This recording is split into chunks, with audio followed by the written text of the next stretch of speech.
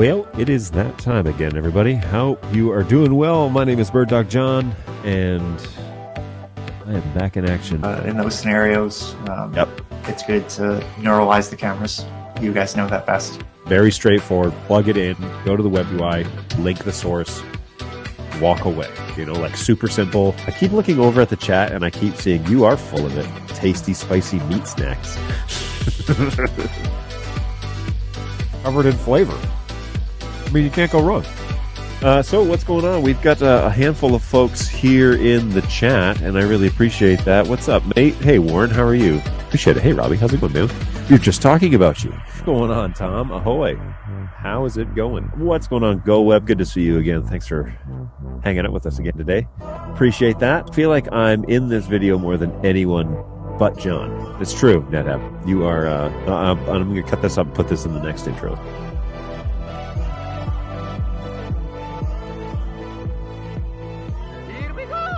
What's going on, everybody?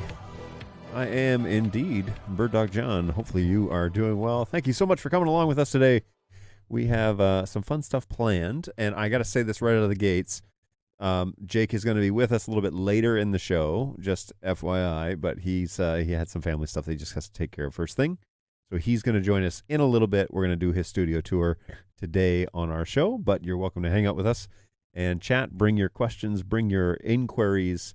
I've been changing the studio around a little bit, and I'm actually tempted to really like overhaul it here after the show today, but I'm not there yet. So haven't committed the time or the effort to make that all happen.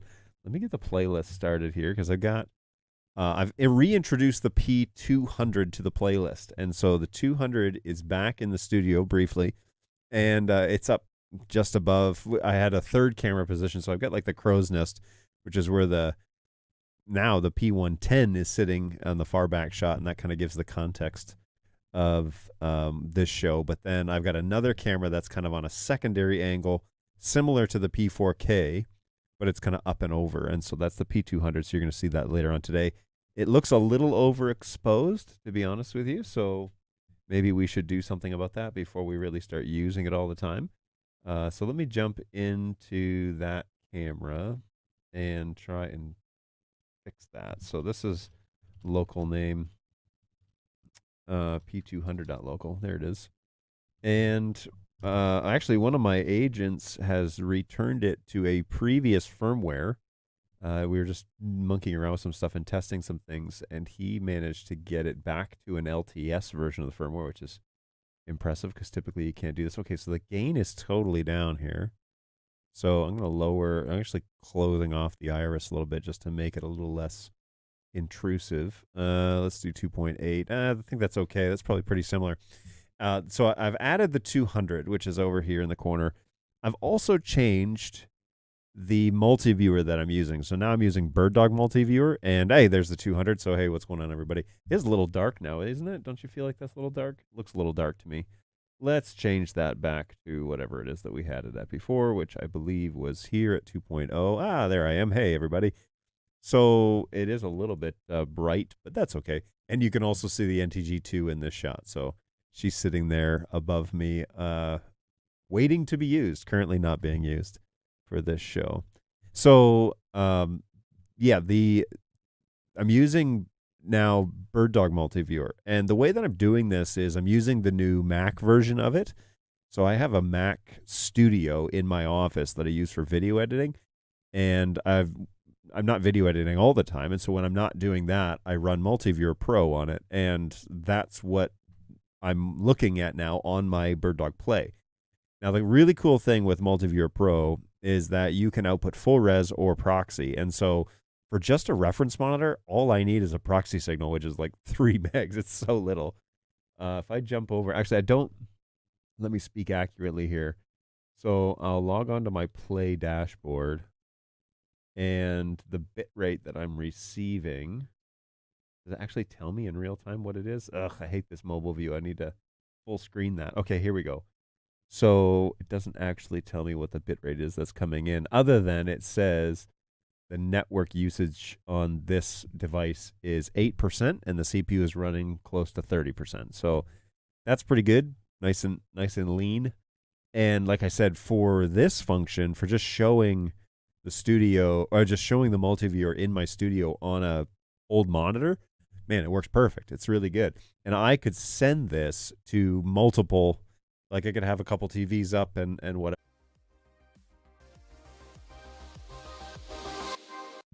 What on earth? How did that fire? I have no idea how that happened. Oh, is it the playlist? It's the playlist. Oh dear, I got a problem with the playlist, I think. The 240, this is the 240 video. Oh, guy, okay. Is my audio still going here, right? Okay, so I have put the wrong camera on this playlist. So let's stop it. Stopping the playlist. Removing this source. Well, that was weird. That's the 240 video, not the 240 camera. Which I don't have the 240 camera anymore. I have a 110, which is this guy. So let's put that one on here. Let's change the time on it. Let's begin on selected item and start. There it is. Okay, so there's the 110. That was the shot that it was supposed to go to. Boy, that was weird. Yeah, crazy. So, all good there. And this little lightweight proxy, I guess this is, let me look at this real quick because I actually think that, so what multi-viewer is doing, I think I've misspoken here, or at least confused everybody. What multi-viewer is doing here is it's creating an NDI stream, but it where is that studio? Here it is. So it's creating a full NDI stream, but it's just using all the proxy streams so that it's not pulling all the full values for each of these. And the way I know this is because I've got scopes on the P4K that are open, and I can see those in this view. Now, if I switch it on multi-viewer, it changes all of my sources to full NDI, but it's not the proxy stream that's being sent to the play. It's actually a full NDI stream, and NetHab said 8% of 1 gig is 80 megs.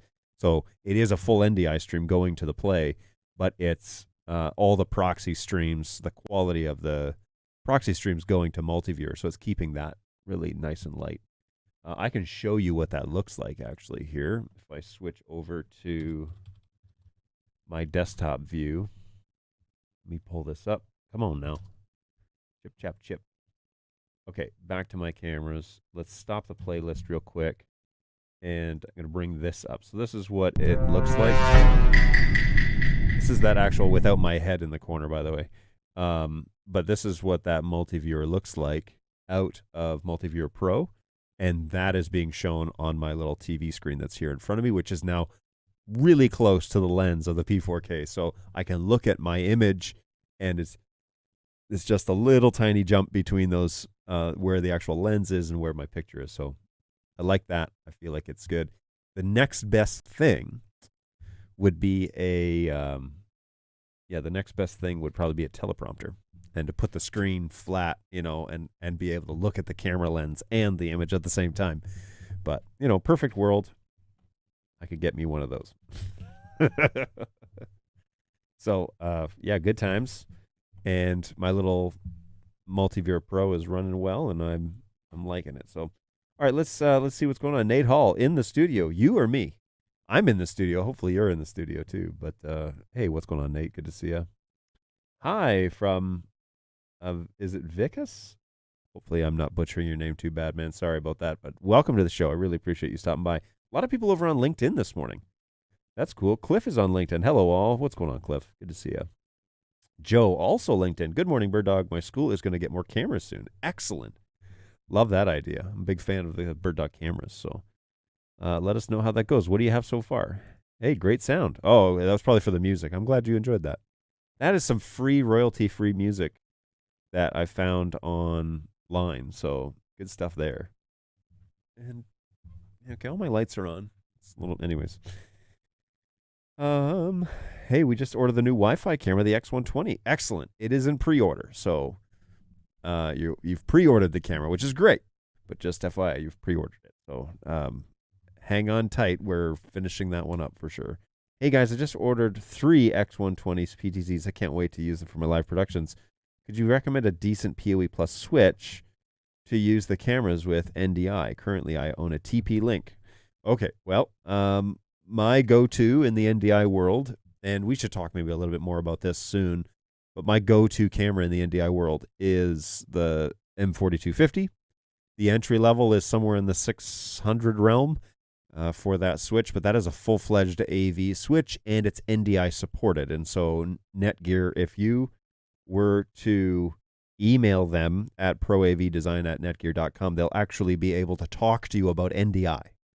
Okay, not just AV in general, but NDI. And that is a huge difference maker when it comes to having the actual backbone of the network, the manufacturer of that backbone, be able to speak about NDI, in real time. So not only would you have BirdDog as a resource, but you would have NDI, actually Netgear being able to talk about NDI as well. So big fan of them. If you need to go more budget conscious, let's say budget conscious is the right word. I've known people to use Ubiquiti in small scenarios. There's nothing really wrong with it other than it's a Soho type of networking switch, and they don't do AV stuff natively. Pretty much anything under the $600 realm is going to be non-specific to what you're trying to do. And so if you're buying BirdDogs and if the latency thing is a thing for you, especially if you're doing iMag, especially that conversation, we'll say, then you need to probably consider heavily, especially if you're investing this much in your camera system, then you probably need to consider buying a switch that's going to keep up with all that stuff, that you're not going to have to worry about. Like I said, the switches are generally pretty good. Okay, hang on here. This P4K looks dull to me for some reason. So it's probably because I'm shooting in 60 frames. Interesting. I didn't think I was shooting at 60 frames. I thought I was shooting in 30 frames. Okay, well, let's roll with this for now and see how that goes. It looks even to the 200 to me now. So all the screens in here, like the thing that I'm using for a monitor is not particularly, I like that. The thing I'm using for a monitor is not really a video monitor. It's a computer screen, or it's a TV screen technically, and it's, 20 years old. So it's not the thing that I should be white balancing to. I should be white balancing probably to this multi-viewer. Yeah, that looks pretty even all around. To the multi-viewer output, because I can see all of those, together. So I could show you that briefly. Where are we here, vMix? There you are. So this one, shows all of my sources together, and they all are kind of equally exposed. So I like that. That's how I'll roll with that, at least. Okay. So if you're looking for a real, like the AV realm, there's a whole bunch of AV switches out there. Actually, not as many as you would like, actually. But there's a little 8-port desktop. That's their cheapest, the Netgear's cheapest one. But honestly, it's not much cheaper than their full-fledged 1U unit. And so, that's, you can weigh that depending on what your budget is. But that's kind of what that boils down to. Hey, welcome to the club. Enzo says, yes, welcome, Alex. Hey, Cliff, new to your company, can you do a quick run through of what your company's expertise is? Thank you. Yeah, we are a company that basically makes devices that communicate over a protocol called NDI. And that NDI protocol was invented by a company called NewTek, or NDI.TV now. And mostly by a guy, but a handful of people, led by someone named Dr. Cross. And Dr. Cross has gone on to other companies now and has kind of left the NDI realm, kind of. He's over at Grass Valley, which, if you know anything about that company, he didn't sidestep. He went bigger. So he's doing big things over there now. But the NDI protocol is basically an SDK that an engineer could code into a camera or a device to take video and turn it into network data, ones and zeros, okay? Turn it into a binary code. So that's what we do. We encode and decode. We have cameras, we have converters, we have some software, a few other things that basically do that function, and that's what we specialize in. So NDI is a pretty exciting realm. It's a really light, compared to like 2110, it's quite a light form of video on the network. So video over IP. It's quite a light version of it compared to the other offerings out there. It's still, we do full NDI. That's specifically what we do. There are two flavors. So there's HX and full. HX is basically a software rendering of it, and ours is an FPGA version of it where you actually need the silicon chip to do it. And we make our own chip, and we encode our own stuff and have our own camera line through an OEM and a bunch of things. So that is what we do. That's mostly that covers like 80% of our goals. We'll put it that way. Any news on 4K quad? Nothing new as in like firmware updates or anything yet. I know that 4K FAM is being worked in simultaneously for the NDI5 and Fleet Manager launch. So all of that is really on the cusp, is what I've been told from engineering. They're making good progress there.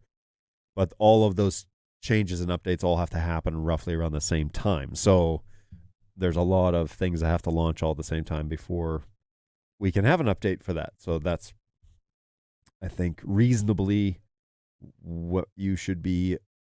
Watch for updates on Fleet Manager, NDI5 for converters, all that sort of stuff. They're all tied together. We'll put it that way. If your cameras are multicast, then there should be no additional load on the network, right?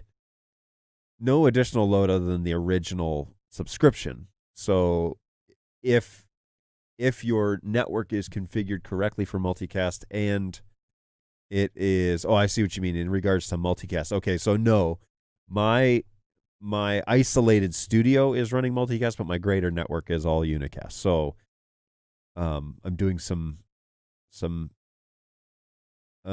network, how do I put it?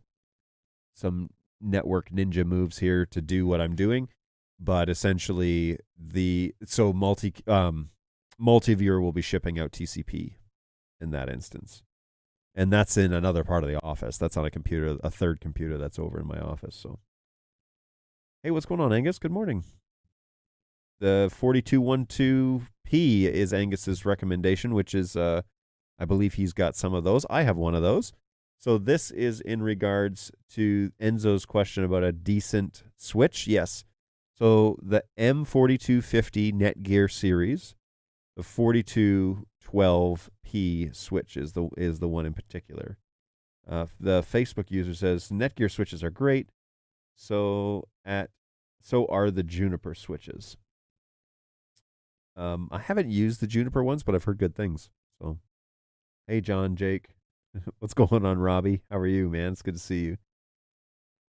Joe is using Meraki switches. Meraki is a Cisco company now. Is that right? Meraki. I thought they were Meraki. Yes, Cisco Meraki. So they were purchased by Cisco Systems in 2012. For those of you who are keeping score at home. Hey, I just checked B&H. The 4212 is $10 more than the desktop version. So yes, definitely I would choose the 1U version, but that's just a personal preference. I've already drank one of these things full of water this morning, and hopefully drinking more water is good for you, right? That's still the word on the street. We've debunked a lot of the breakfast is the most important meal of the day and the food pyramid thing and what else? But water's still okay. I know that they said 8 glasses of water was overkill, but I don't know what the official word is there. So let me know your thoughts. So yeah, $10 more for the 4212. There are multiple 4212 versions, by the way. So 4212P is the one that you're looking for that Angus is referring to. It's a great little switch. I've got one. Hey, what's going on, MTash? Hope you're doing well. Thanks for coming back. What's the best way to introduce IP audio inputs into NDI streams? IP. What's the IP standard that you're using? There's various things. What's going on, Samuel? Thanks for the question. Like you're wanting to make audio sources IP based. Well, you can do that on a camera. You can encode audio, onto the back of a camera, or you can you got to get them into NDI, right? Does NDI audio, where is it here? It's not on this machine. Does NDI audio actually generate NDI audio sources? Let's find out. So there's a little program in the NDI launcher, NDI 5 launcher, that is called Audio Direct. Bring audio in and out to any digital audio workstation that supports the Steinberg. No, okay, so that's not really what I was thinking it would be. Yeah, you want to generate NDI audio, which is its own channel. So in an NDI stream, it's, from a customer perspective, it's just NDI, right? But kind of behind the scenes, you can, there are multiple channels going on. So there's the actual NDI video, the full resolution NDI video. Then there's NDI proxy, which is a low resolution version of the video channel. And then there's the NDI audio channel, and then and then there's NDI metadata, and then BirdDog has an NDI comms channel as well. That they act in sync, but also independently. It's kind of hard to explain. But regardless, there are multiple flavors of NDI going on simultaneously. Well, one of the questions has been, actually, this is something that we kind of expected to see at NAB this year, but we didn't, was more emphasis on NDI audio, because I think that there's a space there to compete with Audinate where you could create a parallel, instead of using Dante on its own separate VLAN, you could use NDI audio inside the NDI profile for, NDI, and that would be a way to achieve audio and video over the same AV network. However, I was pretty sure we were going to see, and I was just kind of reading the tea leaves, but I was way off, because I was expecting NDI, the industry, to kind of make some announcement about independent audio sources generated through NDI. There are programs out there that will create NDI audio channels. I don't know of any, I haven't used any that I'm really confident with, but there are options out there. For example, VLC does it. If you play an audio track through VLC, in the latest version of VLC, you can open up the audio output option and drop down and select NDI audio out.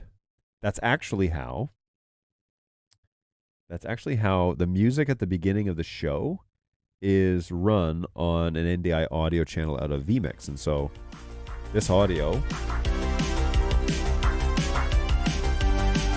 is an NDI audio channel out of vMix, which I bring into VLC, or I'm sorry, bring into vMix from VLC, and that basically how I do that. And let me look real quick and see inside of, wait a minute, where is it? Oh, there it is. Inside here, VLC,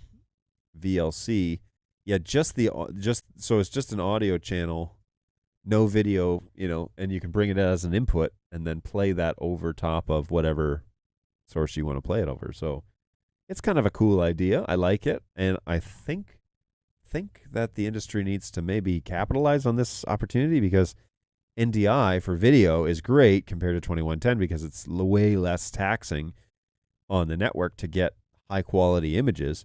But the audio piece, there's no throwdown boxes, and there's no just easy audio converters that are inexpensive. You'd think that would be an easy thing to do. But anyways, they haven't done that yet. So I have the 4212P and the 4212PX. I'm getting sluggish results around a NDI keyboard. Any tips before I go get a support case? Always support case. I mean, help at BirdDog.tv. That's what we're here for, man. So, man or lady, this is just faceless Facebook user. Let's jump over to Facebook and see what's going on, James. How are you? Hopefully you're doing well. Thank you for commenting on Facebook. Appreciate that. So sluggish results. So like it's slow to change sources, or what version of the firmware are you using? And do you know what version of the keyboard you have, A, B, or C, or A, B, or C, I believe is the category. Anyways, the guys at the help desk could help sort you out pretty quick, depending on, we're seeing a couple of weird things on Type B keyboards, and so we're just kind of gathering that information for engineering to look at. But that's what needs to, maybe something that I can't answer here on the show, but the guys at the help desk could be, and they're quite responsive. We've had a slow increase in tickets over the past week or two, so they're working through those. But yeah, steady on, and help at birddog.tv is where it is. And so if you would like to submit a ticket, you'll get a ticket number if you send this over there correctly, and then they can give you a hand. So by all means, hit us up. That's my office. Those are my guys. And we do what we can to support folks.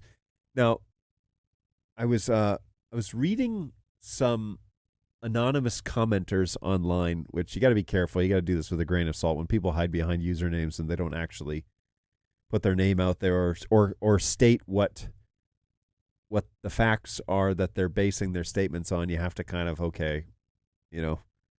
everybody kind of understands that this potentially is not necessarily all rooted in truth, but I'll go forward and assume that it is. Assume the best in people, right? So I was reading through some comments online on a forum, put it that way, I guess.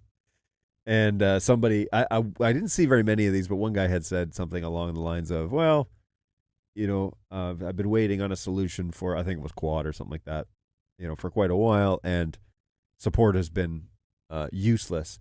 I think that his reference was more about, we haven't been able to supply him with an answer yet in terms of waiting for the bug to be fixed, right? But it's a little bit challenging to take that literally, just because it's like, well, how? Like, what were you expecting? Do you expect support to be writing the code? Because we here, there's a this little pro tip for you. We actually don't write the code here in this office. All the engineers live in Melbourne, so we relay the information. We interface with the customers. We try and escalate things to the team, but we actually aren't writing code in this office. And so if you're contacting support, hoping that we'll be able to send you a custom firmware or something like that, that's not what we do over here. We have a giant database of information and solutions for things that we know how to fix, but there are some things that we do have to wait for our team to also kind of apply. So there you go. So I will send that if random user out there in the interwebs, if you're going to post on social media that support has let you down, please also include the ticket number, because I would love to follow up with it, and I definitely will. And a matter of fact, my team members will also follow up with it, because we have a culture in this office where that's not normal, and so we want to figure out what the problem was and really what the issue was. So by all means, but if you just throw it out there that, man, and this goes for any company, that if you just say like, man, they're no good, you have to provide some evidence, or people aren't really going to believe you. I mean, I'm not going to believe you because I don't know my guys to behave that way. So there you go. That one's free. So if you're getting sluggish results, by the way, on this keyboard, let me know what version of the keyboard it is, and fairly recent firmware version B, very unresponsive, any button pushing. Okay, yeah, go to 214 and see if that solves your issues. If it does, let me know. That one's the LTS that's on the website. Go to 214. If that solves your issues, let me know, because I'm compiling data, and you're like the fourth person here past couple of days that would fix that issue if it's true. So I'm building a case quickly for getting that resolved. But yeah, let me know. What is your NDI master clock? I don't have one. Uh-oh. Internet is weak. Weak sauce internet. What's going on here? Sorry, StreamYard just told me that I have a poor connection. I'm not on Wi-Fi, so if you're on Wi-Fi, be sure you turn it off. Okay, so poor connection, unstable. That's weird. I'm hardlined in, so it's got to be our internet service provider, or somebody in my office is downloading large files. Although the download shouldn't really affect the upload. But anyways, what is your master clock? I don't have one. NDI doesn't really work that way in terms of master clock or gen lock or that sort of thing. There's really no synchronization of signals, so that's not that's a different. Okay, still showing over on YouTube, which is good news. Just saying that I have a weak signal. So yeah, so if you the master clock idea is more of an SDI like hardline mentality. When it goes to AV over IP, there's not really a master clock. I mean, there is something called NDI Genlock, which is a part of NDI 5. But whether or not it's synchronizing or not, I don't. I mean, I lit it up on my cameras on a previous set of cameras I had in here, and I didn't really notice any difference. So whether or not it's doing the thing it's saying it's doing, I don't know. Um, but I don't know how to prove it either, which is the other thing. I've asked the engineers to kind of give me more information about NDI Genlock. So that is where we're at on there. Hang on one second.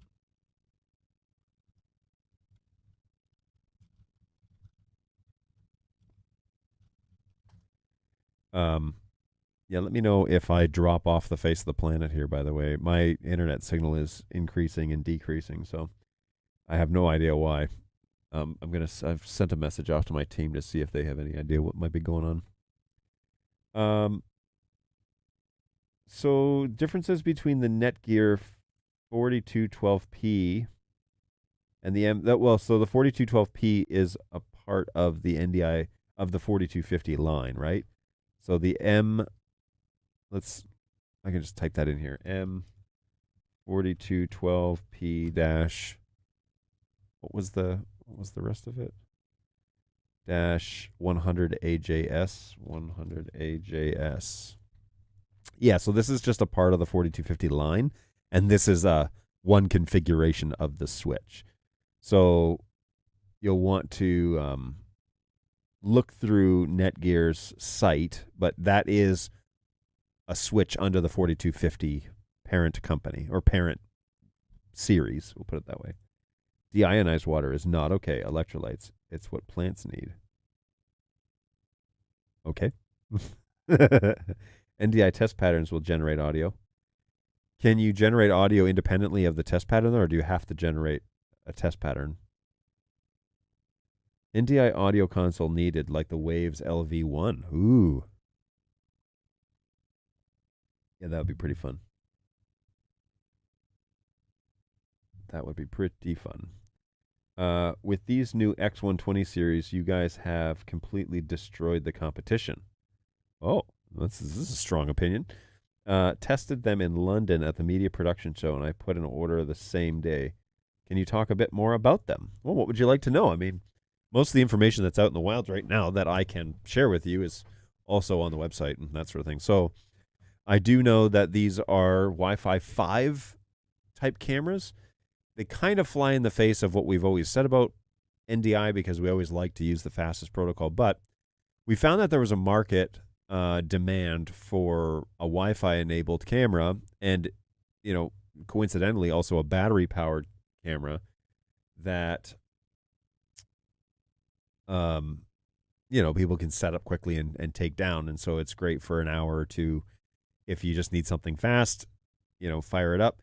It will be interesting to watch the network requirements evolve. If you've been in the NDI game long enough, you know that NDI didn't really do itself any service by not providing network recommendations, and part of it was, I think, just out of a fear of adaptability. People wanted to. We wanted to sell the cameras and not scare people off of like what was going to be involved in getting the network set up. But like all things can work better or work worse, and it's pretty straightforward as to it's not necessarily straightforward. There's a lot of variation when it comes to network topography, how you design your network, right? So it's interesting to watch it evolve over time, but it was great to see like New Tech University, for example. They lit up a module that was all about networking, and they actually gave some plug-and-play recommendations, but also told you how to do things otherwise if you want to run a static network, or if you wanted to run things a little more sophisticated, if you want to do multiple subnets, if you were trying to do things, AV installations over multiple VLANs, here's how you think about it. So the university aspect of things was really helpful. We talk about networking here on the show a fair bit, and my guys have a go-to list of, look, if you're just getting into it and you're just starting out, do these things and you'll get decent performance out of your products. We talk about those things all the time. And there was a definite hunger for that in the market because it seemed like nobody was talking about it. You know, they were we were making products but not talking about how to actually use them. And so there was this gap in knowledge, and people were just trying to figure it out for themselves. And that had its trade-offs. I mean, we paid the price for that for a long time, and people buying our stuff and getting frustrated because they weren't just able to plug it into a TP-Link $40 switch, and that's just layer 2, and not able to govern, no DHCP or no routing information or no anything. It was just a bare bones market, and they're used to doing that with AV protocols like Dante and whatever else. Because the audio demands are so low in terms of the bit rate is so low for audio compared to video, whereas we're shipping over a lot of data for video like this to work as it's intended. And so we had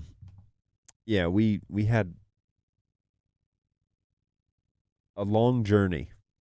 Let's put it that way. We had a long journey to getting to where we're at. And the Wi-Fi thing kind of changes that narrative again, because you guys know here on this show, I've talked about, steer clear of Wi-Fi. There's a lot of unknowns about that. Well, with the introduction of a Wi-Fi camera, obviously we've got to talk about how to integrate Wi-Fi now. The testing results that they've had for the X120 have been pretty promising, in terms that they have set it up on an access point. The access point is guarded. Okay, this isn't a public access point. You need to, if you're planning on deploying these, for example, for your own production, you need to also own the access points that they're going to operate on. And those access points, you need to be able to definitely separate them from the rest of the traffic. Same rules as NDI, right? So NDI, we say at least give us your own VLAN. Don't dump it on the public network that you have running around your campus. Be sure that you have an AV VLAN, that's what you're using it for. People kind of get a little bent out of shape about that conversation just because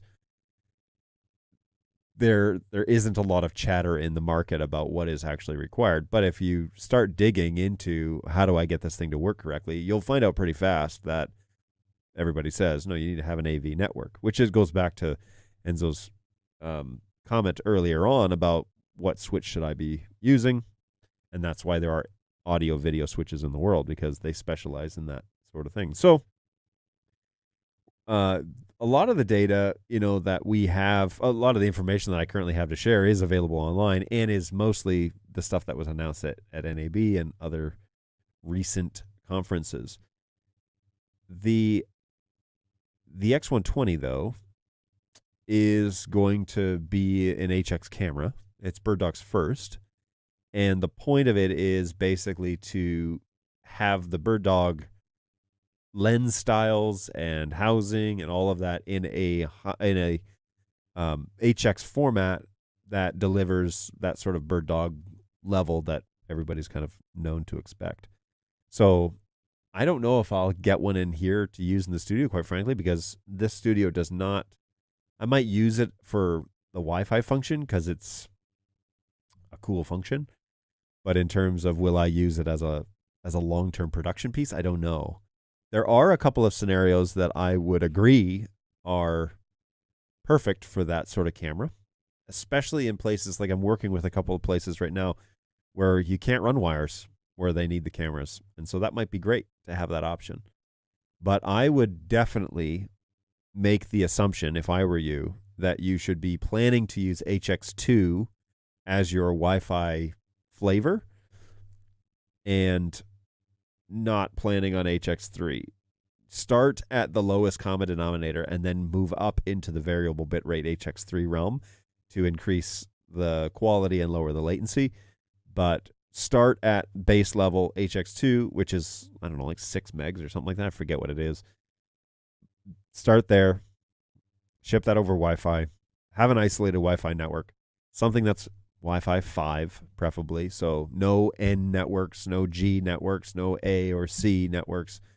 You can have an AC network or an AX network, but none of the single letters. Those networks are off the table.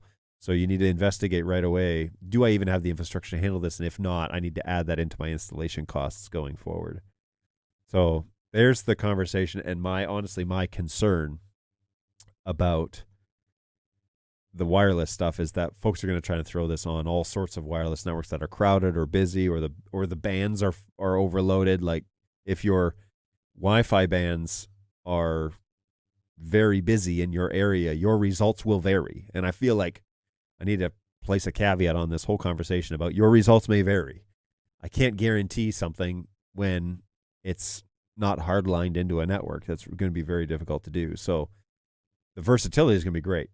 Your results, I don't know. They may vary. I actually haven't had one yet. I keep asking the project managers to send me one, and they said, when we get one to send you, we'll send it to you. So that's great. I have multiple options here in terms of Wi-Fi, and I have a couple more at home that I might bring in those just to see, and some of them are not up to snuff, I know already. So I just want to see the behavior, whether or not, 6 megs up and down should be fairly doable for a modern day access point. If you're doing 10 of these cameras, I don't know. I don't know how that looks, but there you go. A throwdown NDI audio input would be amazing. I agree. Seems like something that could be, sorry, I was up late last night. Seems like something that could be easily invented. Yesterday, when I tried to use Studio Monitor, what's going on, Tash, to see the NDI source, the name of the source showed up in the drop-down list, but an image from the NDI never appeared. What are the first 6 things that come to mind? Why 6? What are the first 6 things that come to mind to get the image? In Studio Monitor, running on a separate laptop, was generating the NDI source. The video was showing up properly in Studio Monitor. Network always is my go-to first. Be sure that you're on a single connection on the network, especially if you're generating the source. If you're on a wired connection into your NDI isolated network and you have Wi-Fi turned on, turn the Wi-Fi off, restart your screen capture or whatever it is that you're generating the source for, and make sure you can run NDI analysis on that computer and make sure that that computer, that NDI source is registered on the proper subnet. There's no way to force it onto a specific card as of today. So you have to have that's why we say use a single connection to your NDI network for anything NDI, and then anything generating NDI. Be sure that it's a single connection. If you're ingesting NDI, vMix, TriCaster, whatever, then you can have multiple connections to other networks because you're not generating NDI. You're only ingesting it. So that's my go-to always is if the source is being generated but you're not able to see it on the network, it's likely being outputted on a local IP address or on the wrong IP address, one or the other. I don't know about 6 items, but I always go there first, network. Fairly recent firmware, be very unresponsive. Oh, sorry, I already answered that. So yeah, go to 214 and see what happens there. What's going on, Mr. Burton? Mr. Burton? Let's say Mr. When is the update manager being released? You mean Fleet Manager? When is Fleet Manager being released? I have 3 P400s and ran through 20 USBs and was only able to update just 2 of them. So that's interesting. Some of the USBs worked, but some of them didn't. That's not an error. Usually it's just a USB isn't the right media type. It shouldn't update just a couple of them. Are you reformatting the USB every time you do the P400 update? Because sometimes the P400 will corrupt the data on the USB. You have to reformat every time. Anyways, a couple of things about Fleet Manager. The first is that Fleet Manager, I don't know when it's going to launch. I know that they're making huge progress on it. But the there is a chance, and I don't know, right? There's a chance that Fleet Manager uses API commands to communicate with the cameras. I mean, that's why it's written the way that it is, but it can pull the data down through get commands and then send it back up through post commands. So it's basically a massive API piece of software. I don't know if you're going to need to update the cameras to the latest firmware to get them to be compatible with Fleet Manager. So you may need to get them to 9.4 so that Fleet Manager will work going forward. So I wouldn't give up on updating your cameras just yet to 9.4. You probably need to try and do that because the Fleet Manager may not be able to communicate with cameras that are not running 9.4. Does that make sense? Because I'm sure that they are writing the software to communicate with the latest public release of the firmware, which is 9.4. Also, can you add camera movements to the presets on the keyboard? Can you add camera movement to the preset on the keyboard? Well, preset recalls PTZ, right? At bare minimum. And sometimes it calls coloration depending on how you have it saved. So can you add camera movements to the presets on the keyboard? Are you talking about it's hard to figure out necessarily exactly what you mean there. Because PTZ is like the purpose of a preset is to recall the pan, tilt, and zoom locations of the camera, right? But are you saying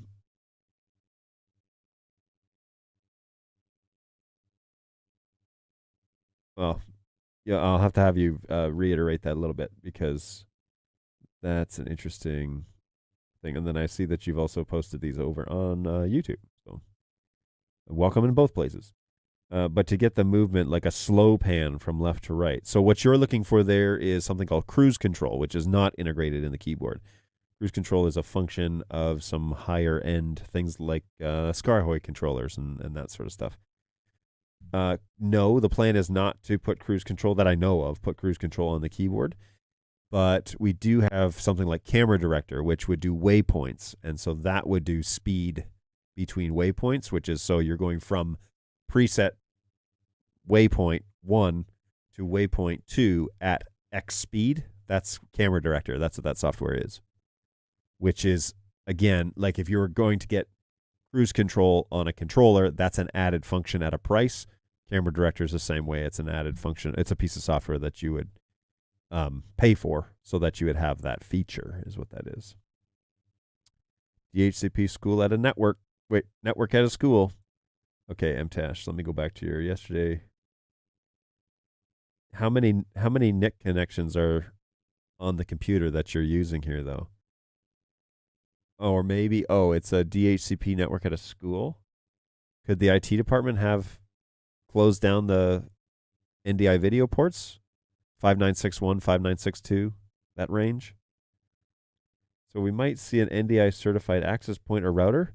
Not from BirdDog. At least not that I know of. I do know that Netgear has access points that interface with their switches directly, so maybe. I don't know anything official, by the way. I'm just talking. I really don't know anything official. Okay, that's officially, by the way, the end of the current chat. But let me jump over here to this machine real quick.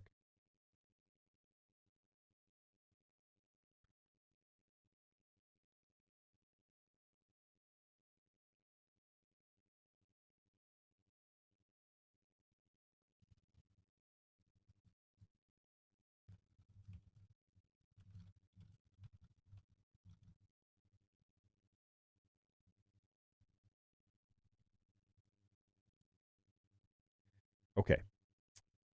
Now, so I talked about the studio changes that I made here, and I'm just going to reach out to Jake and see how he's doing because we do want to do the studio tour today with him. And so let me see if actually let me make sure that I clearly understood what his schedule is. There it is. Do. Keep going.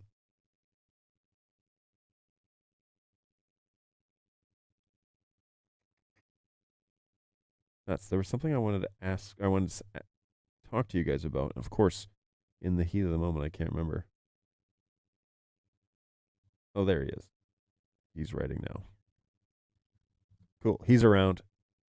We will check in with him soon and get the official studio tour from BirdDog Jake. I'm looking forward to that because so far you guys have just seen mine. Now, I am contemplating moving my studio around. It's a little convenient right now because I've got, I've kind of got a ledge by a window that lets me mount a bunch of stuff easily. But I'm kind of tempted to turn this whole desk this way and have the color wall behind me and proper lighting back there too. I have another light at home, but I use it in my home studio. So this might be a reason to buy more lighting. Why not? But I wouldn't use the black scrim. I would probably remove the black scrim and just do a color wash because that's actually a gray wall next to me. This one is actually a gray wall, and I've got blue lights shining. Well, I've got one blue light shining on it. So I guess I wouldn't need those ones then. Anyways, I've got a meeting after this show later on today, and then I've got might have some time after that to play around with it a little bit. But one of the things that I really need to do is take everything off of this desk, strike everything out of here, and then clean it all up. Cable management, right? And put the cameras in places that make sense. Maybe move this microphone, move these microphones. But yeah, I want to clean it all up here because they're, unbeknownst to you, just off the edge of my desk, there are wires and cables and everything galore. It's not organized. It's not tidy. And I'd love to do that because I think we're going to be in this studio for a little while longer, at least 6 months. So, and probably longer than that. So we want to get this all squared away to where it's doing well. I also noticed that, so StreamYard gives me a readout as to how many people are watching, and it does not include LinkedIn. So if you're watching on LinkedIn, I actually don't know if you're watching or not. I wonder, does LinkedIn say how many people are watching? LinkedIn. Can I go to this? Oh, I have to actually log in to look at the LinkedIn thing. Well, that's silly. Ooh, and today we have our show, which is not brought to you by Ember Mugs. Keep your coffee hot and your creamer curdled. It's been sitting for an hour and it's still hot, so that's what you expect out of an Ember mug. Keep your coffee hot. It's good stuff. Shout out to BirdDogJake's who made coffee today. Not that I don't think she's watching the show, but hey, good strong coffee. You could stand on this stuff. It's so strong. Apparently her coffee that she made for herself this morning was super weak. So there you go.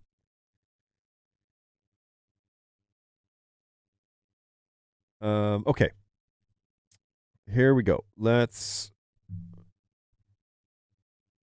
what's going on, Laura? Welcome back. Hey everyone, going into a shoot today. Hope you're all having an awesome day. I am having an awesome day. I don't know about everybody else, but hey everybody, let us know how awesome your day is going on a scale from 1 to awesome.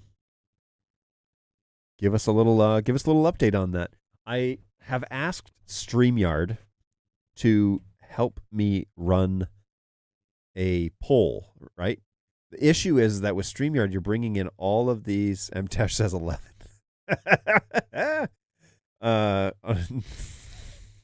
Love it. The issue with StreamYard is you guys aren't logging into StreamYard to watch the show, right? You're logging into your either Facebook or YouTube or Twitch, or maybe you're over on Twitter. I don't know. So I can't ask a poll. I can't say, what do you guys think of this? Should I move my studio or not? Or should I can't reach out and have you guys actually answer and give me live feedback, which I'm kind of annoyed with. So I'm wondering if I couldn't use a polling service. So free polling service for Streamers. All right, what do we got out here? Survey Monkey. Does Survey Monkey allow you to do something quick? Okay, Geekbot says the 15 best free polling tools. Geekbot has one. Geekbot allows you to conduct employee surveys and polls directly into Slack and MS Teams. That's not what I want. So, and the other thing I really want to figure out is a heat map for where all of you guys are watching from. So, it would be so cool to have a heat map tool free. Global, create heat maps. And how do I do that? How? I want to do a map, a literal heat map with Google Maps. Anybody have any tools that they use? How to visualize location history. That's not really what I want to use. I want to...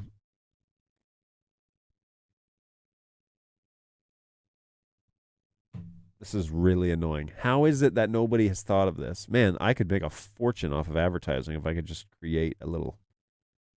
How can I map a geographical heat map in Google Maps?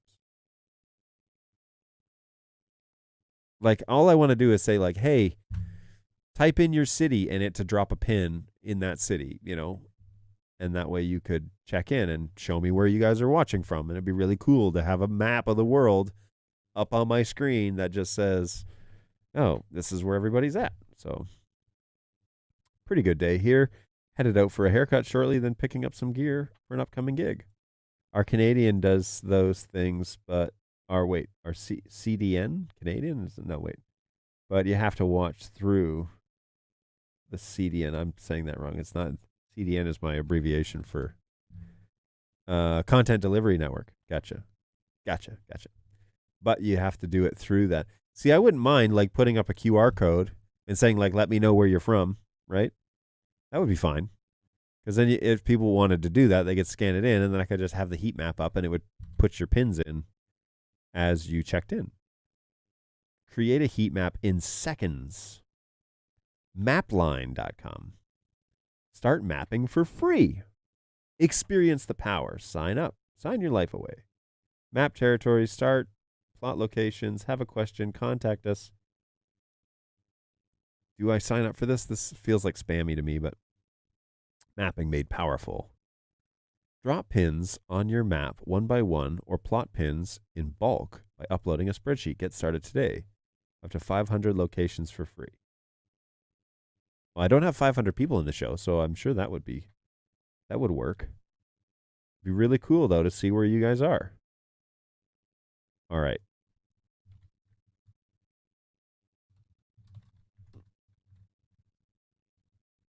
Let's give it a go. Oh, I shouldn't be doing this over here, though. I should do this on my other. Okay. I'm going to write that down. I want to figure that out because I'm so sick and tired of not having that information. I just want to know where you guys are hanging out from. And you could easily just put in your city, not street address, nothing personal, just generally what city are you hailing from or do you normally? So heat, H-E-A-T, map. And what's the other thing? Oh, polling, online polling. Is that something that... what's that?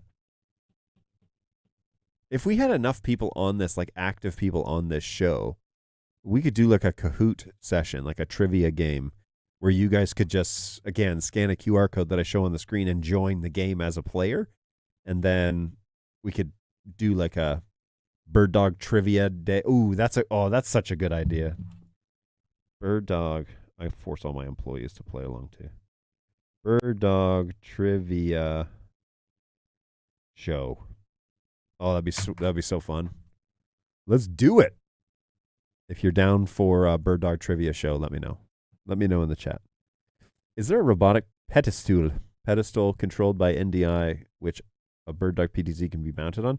Not controlled by NDI, but I have seen those robotic arms at NAB 2022, and they borrowed one of our cameras, and then they were using our API to control the camera and their pedestal at the same time.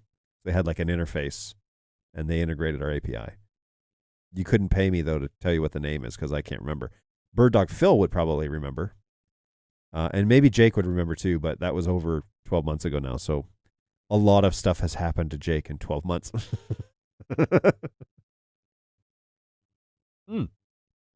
And while we wait for Mr. Jake, who is imminently on his way, we have a little extra snacks on stream item today. So I do want to do that before Jake shows up, because then I'll eat this while Jake is giving us the tour. But today we do have snacks on stream, and so let's go ahead and make that happen. Jon's just making up stuff to start drama. Look, I don't know. Look at him. Wish me luck, folks. It's my first Vegemite experience.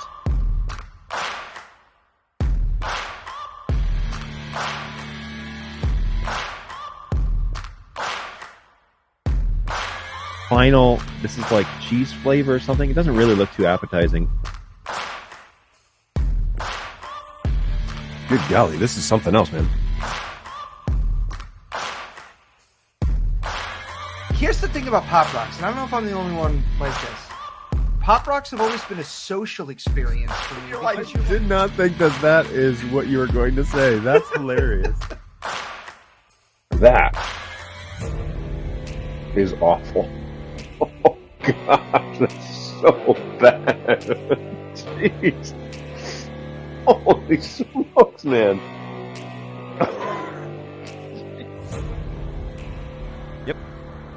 Good times, great oldies. Today we are graced with, I believe Balu brought this by, Goldfish Limited Edition.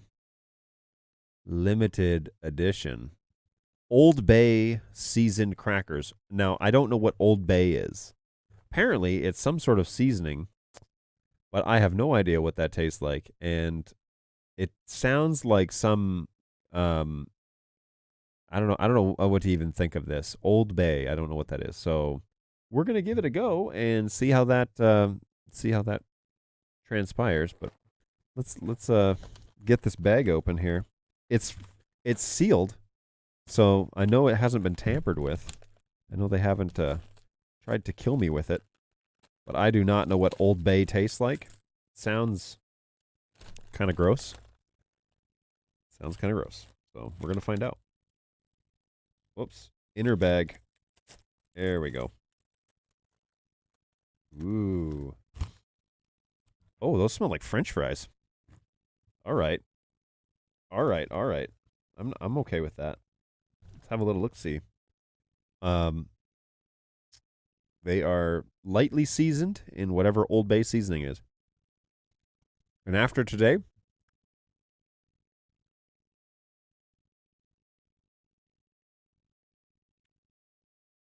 kind of has a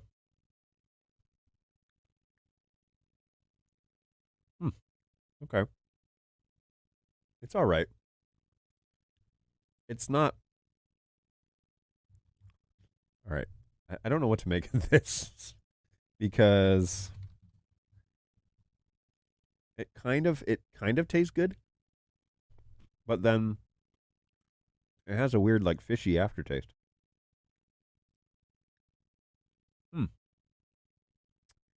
Evidently, there are a whole bunch of Old Bay flavors out there.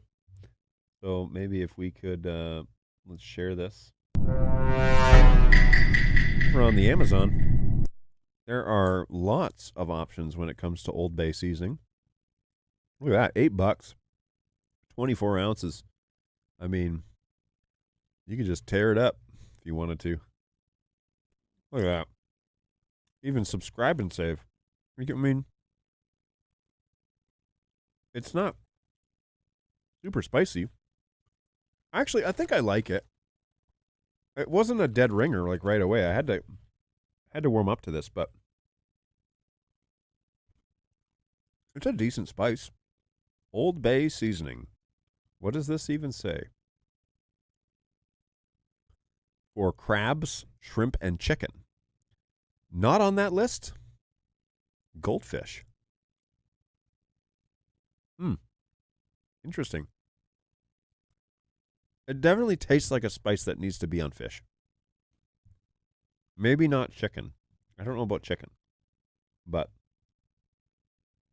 Old Bay is the spice of life. What?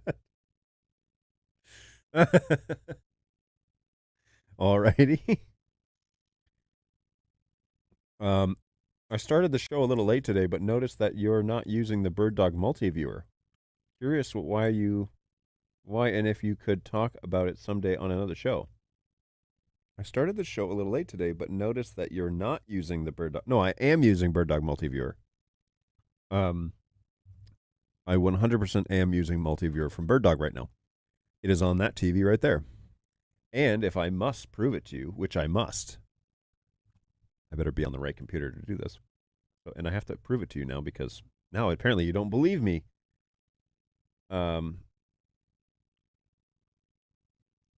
Where is it here? Multi-viewer. So this is the multi-viewer that I have set up right in front of me. There's a screen in front of me that's right under the lens of the P4K. And yeah, this is what I'm using. And if the cool thing is that tally works on this. So if I switch, see, I put that in the preview window, the tally light follows me wherever I go. So right now I'm showing the P4K inside of vMix in the corner of this screen. So that is why that red one is lit up. But it does do preview as well, which is kind of slick. I might recommend making that line just a bit bigger. It's a little bit hard to see, but it gets the idea. Gets the point across, right? So, yeah, there you go. Cool stuff. And let me get back here to, wait, where was I? Copy.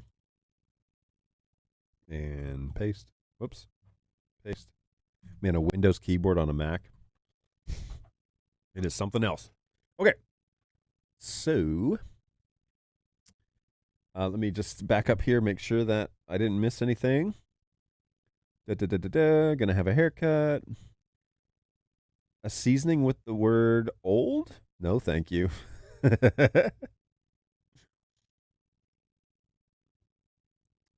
I don't know how to say that name, but they have some moving heads that we use. Not a PTZ on it, but a flex on another camera, and it works well for moving shots. I put that on everything. Really? Old Bay? Really? Should I buy a thing of it and try it out? Other than, I mean, they're quite good on gold. It's quite good on goldfish. Now it's kind of like building up, you know, having a little extra. So, your comment on robotic arms, I thought I saw one at the PTZ, or BirdDog PTZs during NAB in the Mark Roberts motion control booth. Maybe. Anybody from sales want to confirm or deny? I don't know. I don't know if they had one or not. If you leave something in the bay long enough to be old, wouldn't that just smell like...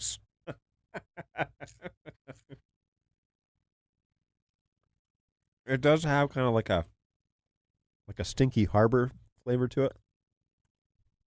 Am I not making a strong case for this? The highest firmware available for download is 9.4, but the ones that I receive from the factory are 9.9. Yep. You are living in the future because that is proposed to be one of the next firmwares. And we actually had the factory go through all of the cameras that were in storage and update them to the latest, and that's the latest one they had. So yes, you are living in the future, briefly. Until Fleet Manager launches, I think. But we will see. You should be good. Facebook user. You should be good. Scott Webster. Hey, Scott, how are you? Hopefully you're doing well.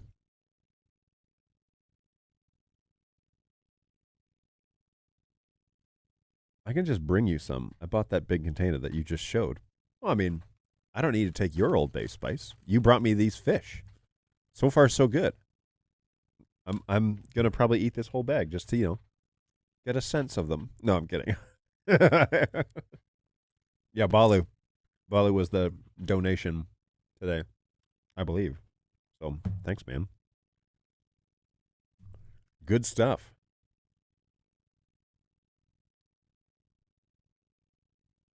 Okay. Now,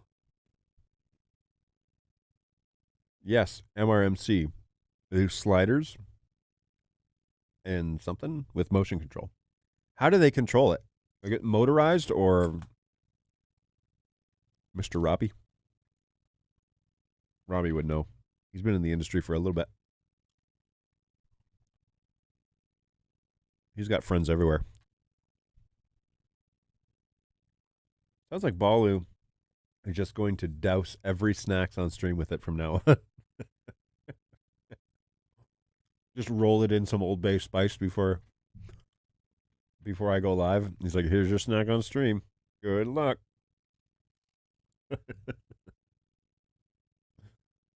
So far, I wouldn't mind it because it's not getting old yet. It's a good flavor. I probably couldn't eat the whole bag of this. It is burning the back of my throat a little bit, but that might be the high sodium content. Let's find out. Is it the high sodium content? Yeah. There are 6 servings per container, which serving size is 55 little fish. That seems very specific. Sodium is 310 milligrams per 55 fish. I mean, it's a good flavor. That's for sure. No, it's good. It's not like my favorite. Well, I'd like to cook with it, see what it's like. They're tracking software mostly. Oh, interesting. That's how they control it. So it's a proprietary unit with its own tracking software.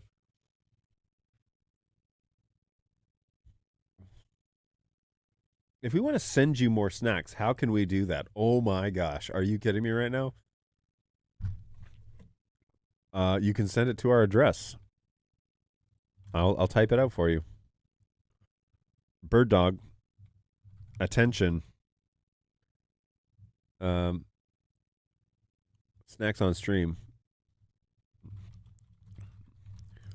And then, so we're over in Auburn Hills.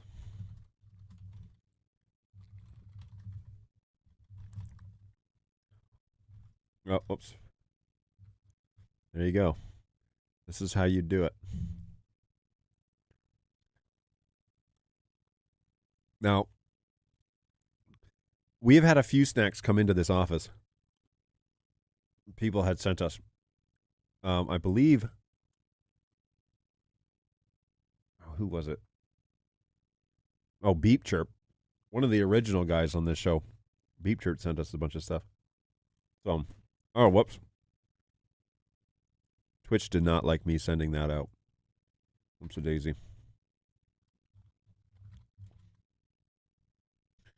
Whoops a daisy. There, thank you, Balu. Appreciate that. Sweet 700. Oh, crap. I forgot Sweet 700. Balu's got me covered. Yeah, there are multiple offices in this building, so be sure that you put Sweet 700 on there. That'll be fun, Laura. That's the U.S. address. Agreed. That is where we be, at least the office here in the U.S. That's where we're at. Any idea when we can expect new firmware on 4K SDI encoder decoders? It still has that 4.5 old look and feel. Well, I don't have, okay, they don't tell me announcements, all right, on this show. So I don't have the ability to say, like, yes, it'll be on Tuesday at 3 p.m. They don't tell me that stuff. What they do tell me is that it is the firmware that is being worked on. And so they will definitely have something. One of the next firmware launches will be for the 4K family. The question is, do they launch it before or after? Well, no. The question is, do they launch it together with the Fleet Manager launch? Because that would make the most sense. or is the firmware going to be required to use Fleet Manager? So there's a few things up in the air that we need to hash out, but we are actively attempting to sort that out. Now, it is with great pleasure that we get to invite the one and only BirdDog Jake back onto the show. What is Hey, going John. on? How you doing today? Man, how are you? I'm doing good today. I'm doing all right. Good. Got a lot of fun, exciting stuff that I want to show you guys Yeesh. Let's do in it. the studio. We're both in our blacked out studios. We You are are in space now. like, yeah, are you like sitting on the bridge of the Enterprise? Like, what's the story It is. here? That's the plan. I mean, I think I went too far into the clouds and got into space. So, BirdDog Space. BirdDog Space.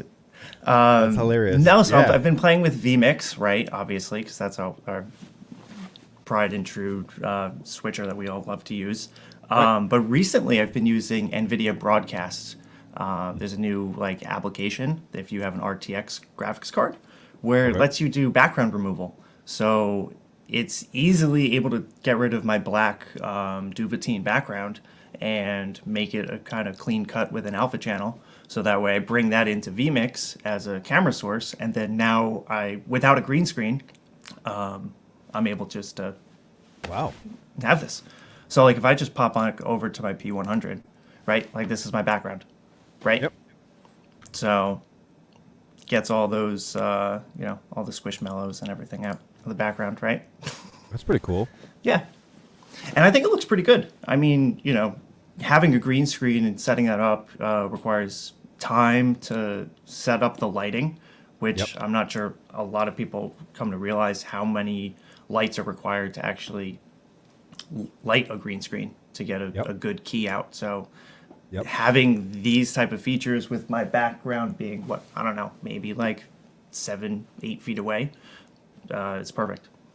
Awesome. Well, let's jump into it because we want to use up the time here. The promise on the show is to walk through your studio. So I'm going to give you full screen here, and I'll jump in when needed. Yeah, because there's a lot of fun stuff. First of all, I'm going to go ahead and switch over to my NDI HX camera on my iPhone. Let's see if this goes through. Right. Yeah, we get double audio. We get double audio. Hold on. Let's see if we can cut that out. How about now? Yep, good to go. Awesome. So, as always, we have a BirdDog keyboard ready to go to control all the cameras that I have in my office. Stream Deck, right, for controlling Central, as everyone knows that I love to do. Eventually API stuff for cloud, so that should be really exciting. And then vMix controls as well, right? So I think everyone has a Stream Deck, right? And then with those BirdDog sticker packs, obviously I had to put that on there, right? Yeah, we have a few of those in the office too. Oh, I'm sure.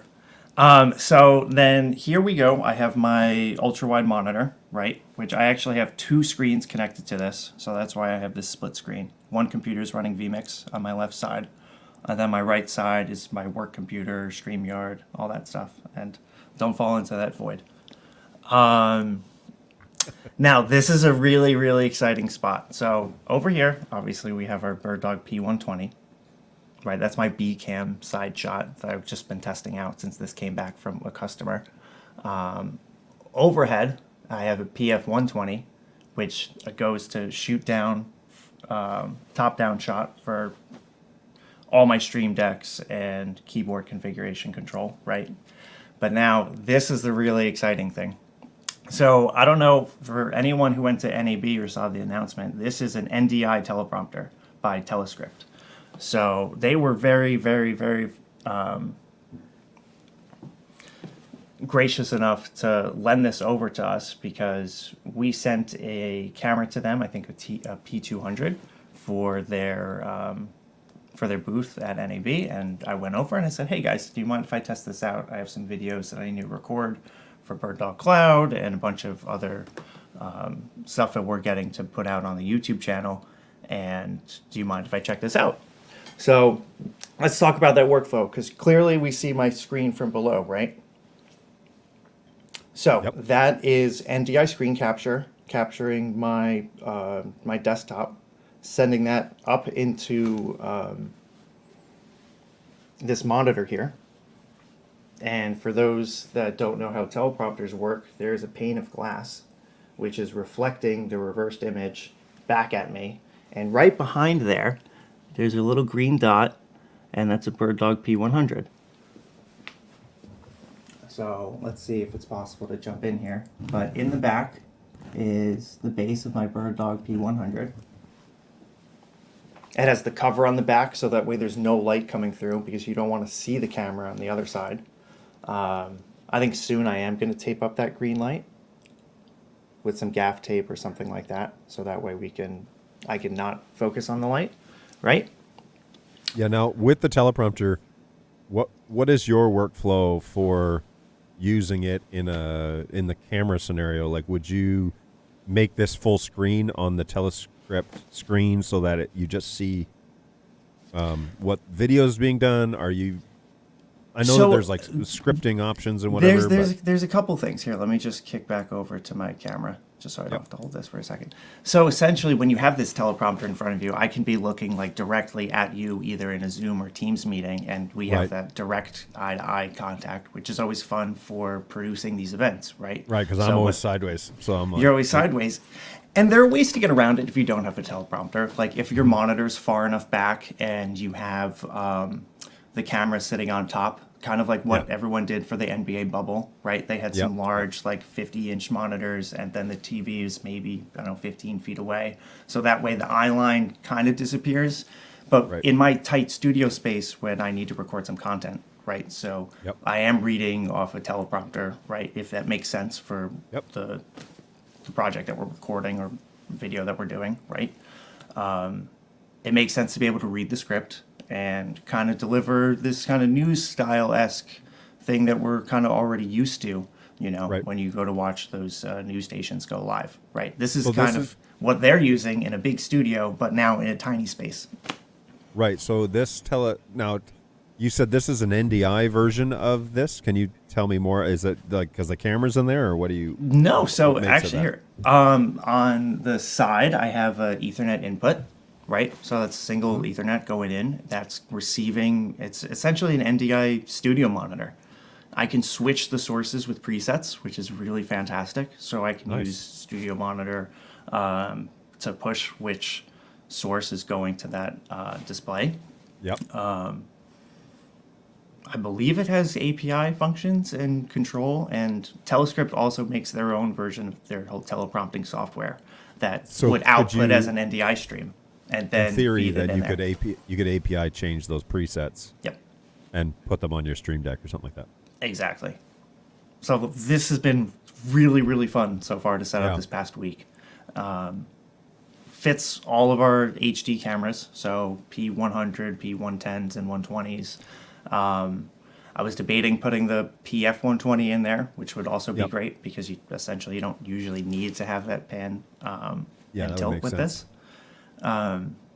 Something really exciting is that if you do have a PTZ in there, you can still do cam control. And so I could theoretically like walk back and forth and it keep me in frame while I still having a good eye line of the teleprompter. Yep. Which is really, really exciting. One of the other manufacturers did that type of demo at NAB, and I was like, well, wait a minute. We have auto tracking. We can make this work as well. Right. So you've got, all right, so now you've got a teleprompter that is your primary camera. That's a P100. That's your primary? Yep. P100, my primary camera.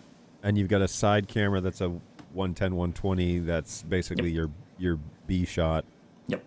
And then you've got, everything's running into vMix. You got a PF120 that's pointed down at your desktop for demos and whatever. Yep.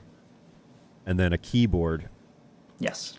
And then outside of BirdDog, then you're running vMix, you're running Stream Deck. Do you have an X keys or no? I don't have an X keys. I do want to get one of those. So that's next. Yep. And then so what are you running for lighting inside of your rig? Let's hop over to the camera because I have some more things to show. Cool. Let me just make sure that this camera still hops on live because I've noticed that the HX camera, doesn't always come right back. Hold on. Yep, cool. All right, we're back. So All right. For lighting. Oh, got double. Oh, hold on.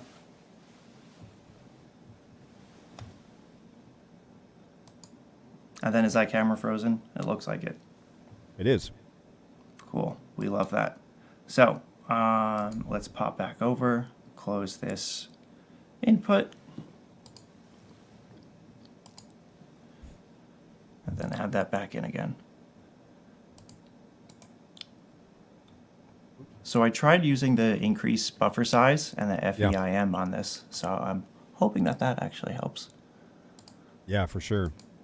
You and I a little while ago were also talking about alterations to your NIC settings that might be beneficial, and maybe that's for another day. But we should definitely get that on the list of things to talk about. Definitely should get that on the list for next week because I've been diving into that more with a few other clients, and it's the reason. So awesome. All right, let's see what you got for lighting. all right, we have a Nan light. Let's see, compact 100. So this plugs into the wall. Okay. Your video may be frozen again, by the way. Oh, is it? Or slowly moving. No, it definitely is frozen. Here, we're going to do some other fun stuff. We're going to go back over. Let's cut to this. And let's check it out. Nice. No, that sound. Yeah, we do. So we might have to move this PF120 out of the way. So Gotcha. that is a Nan light, single color temperature. What color do you go with? I believe it's 5600. Okay. Right? So it just has a dimmer on it. And then I also have this this diffuser on top of it. So it makes it less harsh. So I'm doing a couple things here. If you notice, I mean, it's a little overexposed, so we'll cut this down. I'm shining this right into my wall, right? Yeah. And having it be a backlit bounce onto me, right? So what that's doing is that's making it a lot smoother and softer, right? What else do we have? Over here, I have a Sennheiser microphone. Okay. I believe it's an MKH 600. So that is plugged into one of my Dante RedNet preamps. So that's getting audio over IP onto the network. And then I was listening to the stream before, so I caught some of the audio things that you guys were talking about. Yeah. What other exciting things? How do you bring that? So you're doing that. You're generating Dante on your AV network, and then you're bringing that into vMix. I am. Okay. How are you doing that process? Let's see. We are inputting that as my vMix machine. Yeah. Let's see. Has a Dante PCIe RedNet card. Okay. So what that's doing is that's taking my Dante on my network and making it an ASIO device inside vMix, and then that's being pulled in. That RedNet card, I believe, has 128 audio channels available on it, in and out. So I'm not even close to saturating that input or output on that device. Nice. So then that comes into vMix. And then since you guys were talking about audio before, you guys can actually, in vMix, output your audio inputs and outputs as NDI streams. Right? So with that, you're able to actually take your Dante and make it NDI as long as vMix is open. Okay. So you can. How does that necessarily work with? So all of your audio outputs can be converted to NDI out? Because I see it here as an option, and I can put this up over my screen so that you can see. Hang on here, folks. Let me. Oh, of course, it's not going to let me. Oh, there we go. Okay, so what he's referring to here is in the settings on the output, NDI options, audio outputs, NDI off. If you turn that on, does it generate just the? Well, I guess we could. Well, I'm half tempted to try it right here, but anyways, go ahead. Yeah. Yeah, it does. So if we do my NDI audio inputs on, let's check it out. We'll go to Studio Monitor. And then inside my, what is it?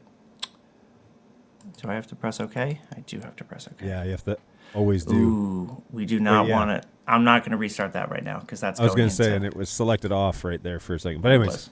yeah, you'd have to restart it. But then it shows up as your computer name, right? So I've got It does. I've got NDI coming out of vMix on one of my outputs, and so it would Right. basically just be added to that list as additional audio outputs. Yeah. Yeah, that's a.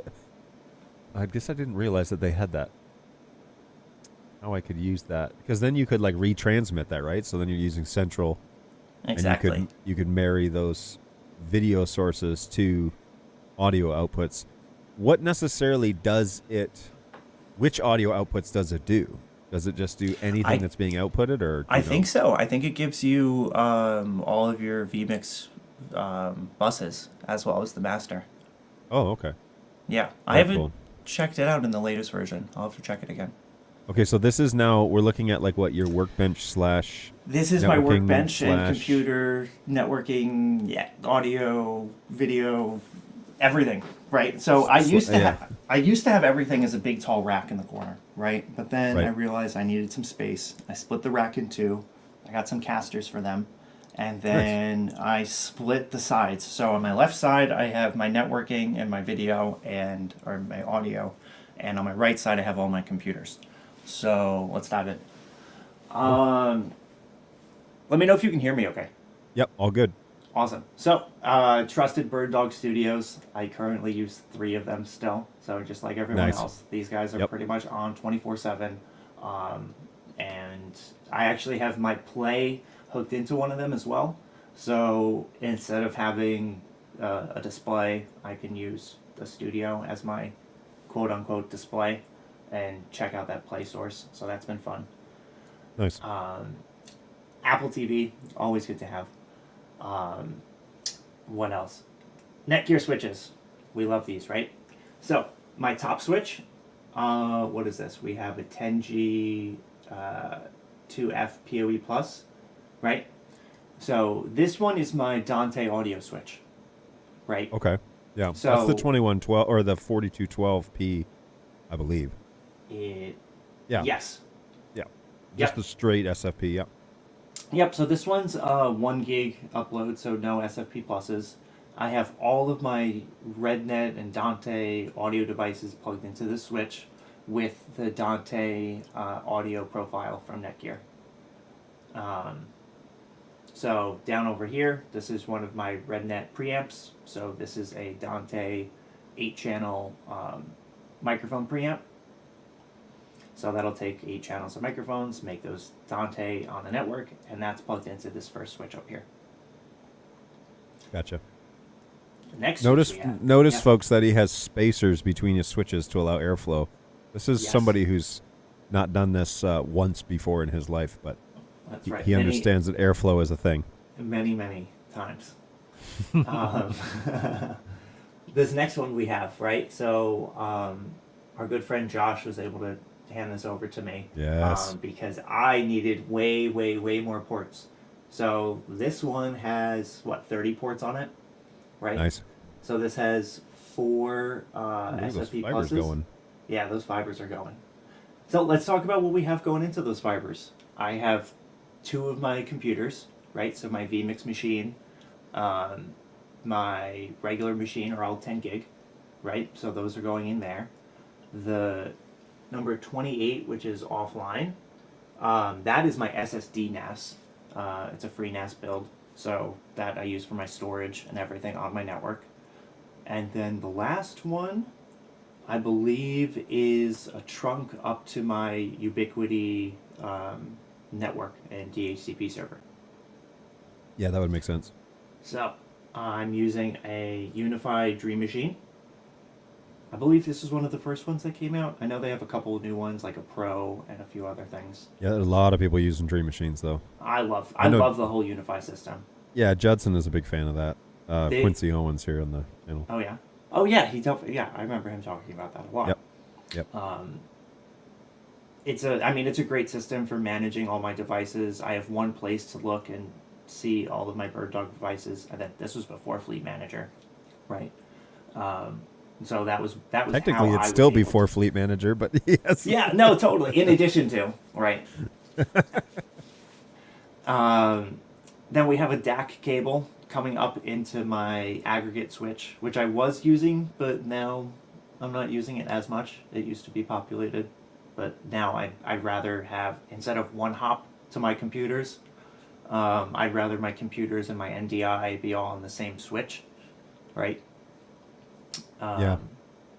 And How do you find those yeah. the performance on those RJ45 SFP mods? Because I have had terrible luck with them, and I asked Netgear about it, and they were like, "Run in the opposite direction if you are told to use those." It really depends. I mean, right now, over here, I am just sending my DHCP information and my internet up into my Netgears, so it's not really a lot of traffic that's going through. Before, I think a few shows ago, I was lagging out of my Unify into my single Netgear because I didn't have enough bandwidth. Yeah. But but you're just doing haven't really Dante been a on that problem. one, right? I'm doing Dante on this top one now. Yeah. Okay. Yeah, because we have a ton of those here in Auburn Hills, but they're spaced out. So I've got one in here and one in my office. I've got one on the agent bench, one in Brayton's office, two of them in CC's office, and the whole Unify system's in there too. So it is definitely spaced out.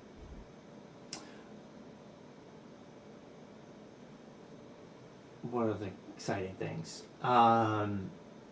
This actually is really cool. I don't know if you've seen this before, John. So this is a Neutrik. I have another one over there. A Neutrik Dante throwdown box. So this one's really cool. Oh, nice.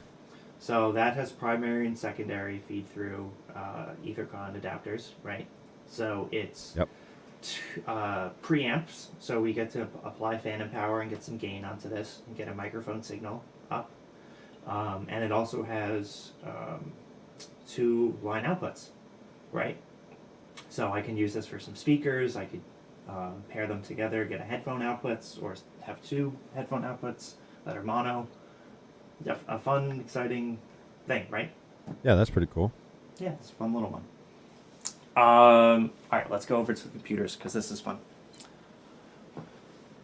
All right, top row is my my PSU and my glorified power distribution. surge protector. Right, I like this one because it has individual switches per channel. Yeah, so we have that same one in this office. Yeah, I know, power they're so things fun. on individually. Over here we have a Blackmagic 1U4 SSD slot USB interface. So nice. For a while when I was doing some audio and video productions, I'd have my clients want to leave with their media because, hey, we just recorded for 10 hours. I want to take my video home. I want to take my audio home, whatever it was, right? Whether it was like a recording project or videos or whatever, they wanted to leave with their media. So at the end of the day, we would just pop in one of their drives and then start that copying. And since it was SSD, we had fast speeds, and then they were able to go home with, what they were working on. That's cool. So how does that interface? Like, what's the interface for that in terms of USB-C? Okay. It's actually really cool. This unit has a toggle in the back where if you want to split the 2 sides, so if you want one computer to use this and you want one computer to use those 2, you can do that. Or one computer can have access to all 4 of them. Yeah, I'm getting into the realm where we're gonna have to record, like we're gonna have to do some like mass recording, and it would be great to have the option to do something like that where you have like expandable storage options. But does it interface with the other, like a Blackmagic ISO, or what does it? You would have this be the recording destination for that. Gotcha. Yep. Very cool. Okay, continue. Over here, I have my 3 computers in the same cases. I like to standardize. The 4U Chenbro has a ton of space for graphics cards, motherboards, and some really tall fans. Because the 3Us are really good, but I like the airflow at the top. Yep. Let's see. I've got a similar item as well at my house. It's kind of, it's not. I don't think it's that brand, but it's close to that. Yeah, there's a couple of them. I know the StarTech one is pretty cool. Yep, I think that's the one I have. Those ones are sweet. This bottom one is my SSD NAS, which I have offline right now, but this has some hot swappable trays, which if I need to, since they are in RAID, if I need to replace a drive, or one fails or whatever it is, I can quickly just swap that out. Yep. And then on top of the bench, we got the exciting BirdDog equipment, right? So I have all of my RJ45s coming out from behind the desk Nice. to plug in when we need to. So over here, I just unboxed this P400 that just came back from a client. So I'm excited to see this in my office because I haven't had one in here in a while since I moved it around. So I'm excited to see what that's like, especially on NDI-HX and SRT workflows with Silicon 2. You've almost got more cameras in your office than I've got in mine. I don't know. I mean, listen, sometimes some people send me the demo gear back, and I get to hang it around with it for like maybe a week or so before I send it back to Brayton. Yep. But no, so this should be an exciting one. The trusted P4K. Love this camera. Yep. That's the one I'm using. Oh, is it? Is that your front camera? That's my main camera now, yeah. Oh, nice. I've got a few commercials with that P4K.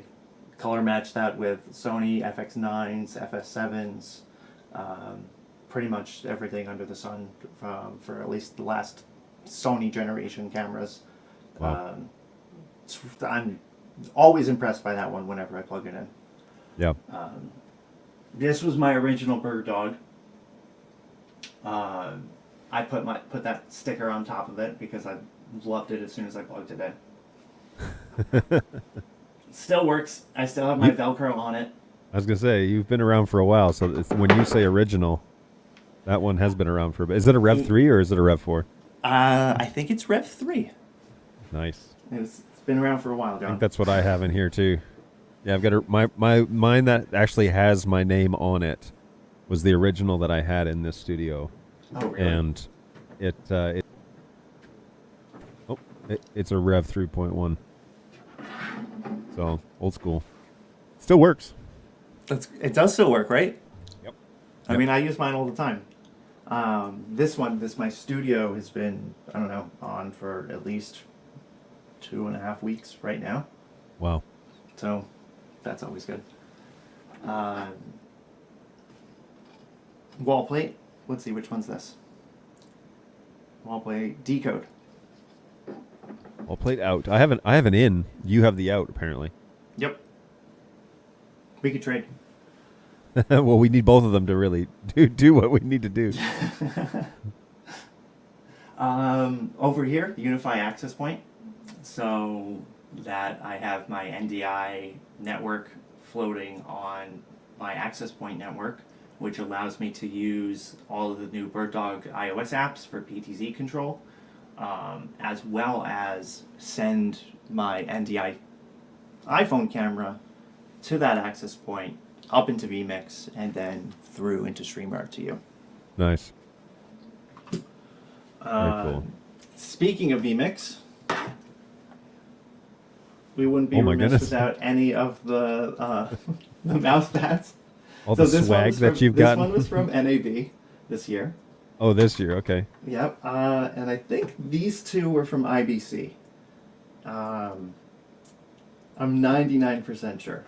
So That's hilarious. I mean, I heard from vMix that they don't print them ever again once they go through a batch. So I don't know. They might be collectible, guys. Collectible items. Collectible mouse pads. They'll only be collectible if the company goes belly up, and they're not planning on doing that. So No. So what do you got? A quad? Yeah. BirdDog quad. And then P200. Boom. Old Faithful. Yep. That is pretty much it for the studio for NDI Nice. equipment, I think. Yeah, that's what you're up to over there. Yeah, so it's been pretty exciting. No kidding. And it's evolved over time, right? Like you've had a fair bit of time to, Yep. even before your BirdDog age, where you were doing stuff in this field, and then now that you're one of us. I don't think there was a time where you weren't one of us. Now that No, you're I think so. you're paid to be one of us. That's right. It's I remember working I out was for you. sending you some support bug fixes for some of the software. I was like, hey, Oh, you know, yes. John, let's Hey. okay, can you let the guys in? I'll show you know about this. No, but it's all Somebody good, was you know? like, they should hire that guy.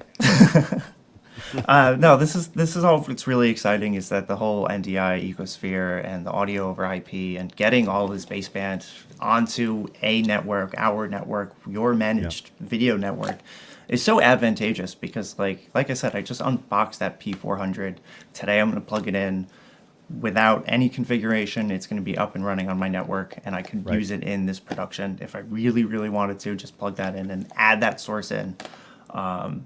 It's so easy.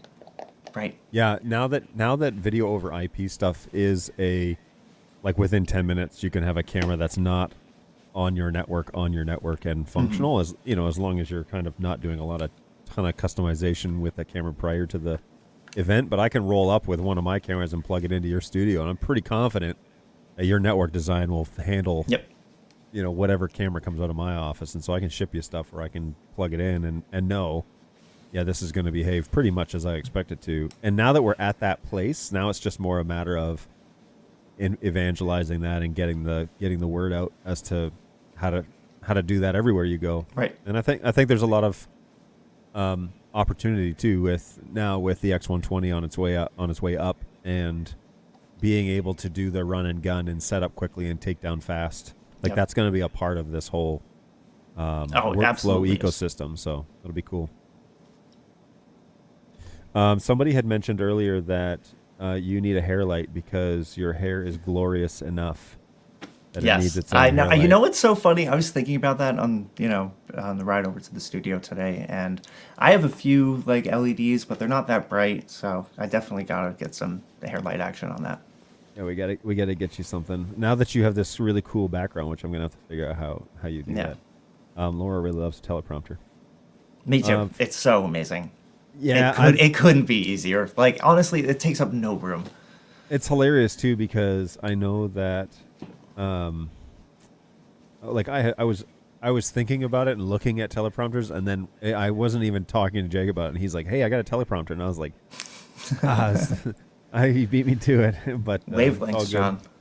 Hey, this is BirdDog Phil. Hey, Hey. greetings from Dubai. What's going on, man? What's up, Phil? Yeah, hopefully you're doing well, and of course, Go Web over in India. Hopefully you're doing well. You and Sanaya. Mm-hmm. How much is the PoE footage allowed? I'm assuming what's the distance that PoE that you'd recommend? Take it away. Just the Ethernet spec standards right now. I believe Yep. what that's 100 meters, right? Yep. So 330 or 28 feet or something like that. Yeah. Realistically, I personally always like to give myself 20 to 25% headroom over that. So I never like going the full distance. I never did with HDMI cables, with Ethernet cables, anything that has mission critical stuff on it. So, Yeah, and the easiest way to guard against this is basically make your own cables at a maximum length. That's 20% threshold. So you know that you can't go any further, and you're not going to make an exception in a pinch, and then you're going to be disappointed with the performance of it. But in general, shorter is always better. So if you don't have to push the envelope, please don't. But in a pinch, technically on paper, it is the EEE standards, and that's 100 feet or 100 meters, 100 which meters. is 330 feet. So and then realistically, if you're ever going up to 200, 250 feet of Ethernet cable, there should be some fiber lines that pull, and there should be another switch on the other side or whatever it is. Right. Yeah, and you can easily break it up by getting multiple switches and then doing, runs between them that basically it can retransmit those. But Scott says the audio on the 400 is line level. Any possibility of making mic level option in the future? So Go the ahead. P240 has that mic level input, right? So I know it has that phantom power. So mic level input on the P240. Yep. I know that's not 4K, but unfortunately, you're going to need a preamp to get that microphone up to line level before it gets input into the P400. So it assumes, the idea, I think, and I'm just based on as I've watched the product line evolve over the years, is it assumes that you're bringing in a line level source that is basically complete and good to go, because it's going to get converted over into NDI and then shipped across to the network and then decoded on the other side. And so to add phantom power, to add all these additional power requirements, but also then sound is its own world, right? So the mistake is that you could say, oh, we're going to make a camera and we'll have sound on it too. Well, actually, sound is its own profession and technically is its own category when it comes to production and AV line. I mean, it's the first one in AV. Yeah. So it's its own thing, and it shouldn't be. I like the option to have audio on the camera on board to convert it to NDI. But if I don't have to use that and I can bring it in natively, I do that instead, because I can get it way more raw, if you will, and make less alterations to it, even if it's lossless. Mm-hmm. It's just one less conversion. It's one less point of failure. It's one less thing. And so my philosophy in terms of production has always been, if I don't have to convert it, if I absolutely have to, I can, but I don't have to. But in this instance, it does have to be line level in the 200, the 400, P4K, all of that camera line, with the exception of the 240. But the 240 is going to need an additional little breakout cable, which is the same breakout cable as the Atmos ones. The Atmos ones, that's yes. the one. So they're available on B&H and stuff. You can get those. And if you're doing any mission critical stuff with audio as well, you really want to make sure that you have a recorder that's going into first, because you do not want to get burned by having no audio recorded into your vMix or something because the final output was muted by accident or the stream wasn't. It's always good practice to have that final recorder and then go ahead and ship that over to that P400, which would give you that line level output. Realistically, I'd love to hear, at some point, send us an email what that workflow that you're trying to do with your 4K camera with an audio input, because only recently did we start having that request, right? Hey, I'm putting this in front of my talent, and this is going to be the only system in the room. So I need to get into the camera, which we totally understand. Again, which is why we add that into the P240. So we definitely hear and understand what's going on and the roadmap and a way to make the entire community better with our stuff, right? I'm really curious to see what that production that you're doing, because that's really cool, Yeah, it's funny because when you make an endpoint, right? So you make a camera or you make a microphone or something like that. You have, I say this all the time, you have this vision as to how it's going to be used, and then customers get it and they integrate it in this really crazy, in a whole bunch of different scenarios. But you kind of can't do everything, and I think that this is one of those things where it's got to be line level, because we're not going to do phantom power on board and a bunch of things. And so that was just one of those decisions made early on that, yes, we can convert the audio, but it will have to be line level before we're able to ship it. So moving along here, good morning, BirdDog. Is it possible to configure the F keys on a BirdDog control to give direct access to a camera? Yes, it is. Yes, it is. It's the API commands. Now, it's kind of all or nothing, right? You can't pick and choose. So the function modes is, yes, it's either all API functions for outbounds, or it's going to be the native keyboard functions. Yeah. Right, which include camera switching as well. So and you can use the API, you can, all of the little functions that are in the function buttons, if you switch it to API, all of those API commands are also on the list. You just have to put them in via API. Yeah. Exactly. This one, Jenner, we did actually already talk this through. I see it's posted here twice. But basically, with whatever the allotted is, don't do the maximum. Try to do less if you can, and give yourself 20% overhead. That was kind of, but we did cover that just about 5 minutes ago in the show. Yep. Hello, do any of the manufacturers let you set the NDI quality on your switcher or studio output? No. So, Not that I know of. Essentially, all of the NDI that's coming out of software applications is going to be full bandwidth, unless it's converted into an HX stream through NDI bridge, which is doable. All of the cameras and converters with their system on chips, those are going to be all HX streams because they don't have the silicon available to make that full bandwidth. And then that's where BirdDog comes in with our special silicon and our FPGA implementation of NDI, which essentially lets us have that full bandwidth quality of a computer inside our cameras and inside our converters. So that's kind of where we stand out, and we're, have our special little place on the field and the market, right?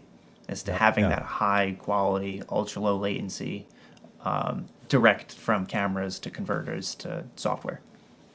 Yeah, and that means that the language doesn't have to change or anything between those outputs on those switchers to if you're showing it on the screens or whatever. There's, again, less processing, less conversions, all that. And although HX is a lot lighter in terms of bandwidth, that's a different conversation to be had about workflow and that sort of thing. Like, I wouldn't be surprised if in some next version of some TriCaster that they add an HX output drop down rather than the full bandwidth. When I was talking to the engineers about this, they had said, well, people complain about the bandwidth of full NDI, but you're really only limited to a few HX signals anyways because it takes so much of the processing power to encode and decode those. And so people say, oh, I just want to have 50 sources. Like, well, you're not going to be able to do that with HX either. And so you're going to have to expand the network one way or the other if you want to do huge amounts of data. Right. And if you're going to do that, then why would you do anything but full NDI just because of the quality that it is. So anyways, it's interesting. We are officially past the 2-hour mark here, and I do have to go to a third meeting. This is meeting number 2. But Jake, man, I love having you on the show, man. Thank you so much for taking us on a tour around your office / studio and all the. Happy to. If you get in touch with Jake, and you can do this over at sales@birddog.tv. There's a whole group of guys over there. I'm sorry, not sales. Hello at birddog.tv. Yep. This goes to the sales team.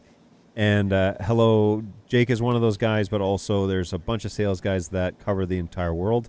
And they can give you general ideas as to if you have ideas or concepts of setting up your studio or some project you're tasked with or whatever. These guys can at least help you get pointed in the right direction. And, of course, my team over here in Auburn Hills is more post-sales support, but we're happy to chat with you or at least get you in touch with somebody who can help you directly. And so help at birddog.tv is also a great resource for you, and I have a handful of guys that work here. My team is at full strength, although I got one guy on PTO today, but everybody's back from vacation technically, and so we're in the office for a few weeks at full strength, and it's good to have everybody kind of back around. So be sure you use those resources because we are available. We like to be available. This goes back to one of those things I said earlier in the show where when people say that support or sales are not available, they're really not trying because we try and be in a lot of places, certainly over email. Right here on the show, you get Jake, you get me, you get a handful of people. We have guests on. But, yeah, this is a great opportunity to touch base with us right here. And if you don't mind, with my little pitch here is go to birddogjohn.tv and hit subscribe to that channel because everything that I do here for the support show, anytime Jake's going to be on this channel, it's going to show up there on that YouTube channel. And a great way for me to show that this is working is by having people subscribe to the show. So I'm not really going for like making money or doing anything like that. I just want to show that channel's growing over time. So if you haven't done so already, if you wouldn't mind, subscribe to that show. And it also gives the opportunity to hit the notification or whatever, and I'll let you know when we're going live. Jake, I will let you go, and we'll wrap it up, and we'll chat with you soon. But thanks again, man. Thanks for hanging out with us. Thanks so much, John. It's always a pleasure. Always a great time being here. Take it easy, bud. We'll talk to you soon. Bye. Later. Okay, folks, and that is it for us as well. I need to pack up and get into the next meeting. It's been meeting after meeting after meeting, and it just never ends. And so the next one is not on camera, however, so we'll see how that goes. But special thanks to Jake again for hanging out with us today. We will definitely have him back on, so not to worry. He's not a one-and-done guy. He's usually on here a couple times a month usually, so we'll have him hang out with us. Like I said, reach out to us here at the help desk and come back. Tuesday, Thursdays, 11 to 12 at least. It's 1 o'clock right now. 11 to 12. We'll talk a little bit more about my setup.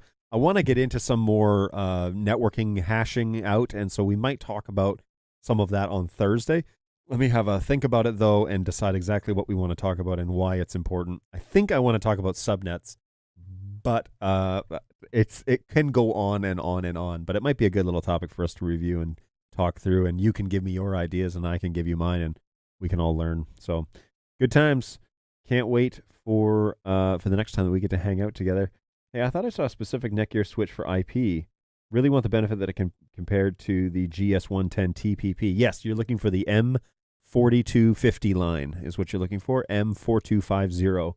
And in particular, we're using a bunch of their 4212P switches here in the office. And everything that you see today on this show, including all of these sources that are hanging around here, are all running over that switch. And so I love it. I really enjoy the fact that Netgear supports their switches. It's all great. So the 4250 is the one you're looking for. Okay, folks, we're going to wrap it up. Hopefully you have found today a little bit fun. We will. I'll cut that little studio tour for Jake's off and put it in its own video so that you guys can have the benefit of having that as a reference on that BirdDog Jon channel. So feel free to reach out to us there. But in the meantime, we'll see you on Thursday at 11 o'clock Eastern Time right here in the U.S. And I'm looking forward to it. I hope you are too. Take care of yourselves. Take care of each other. We'll see you next time. Bye, guys.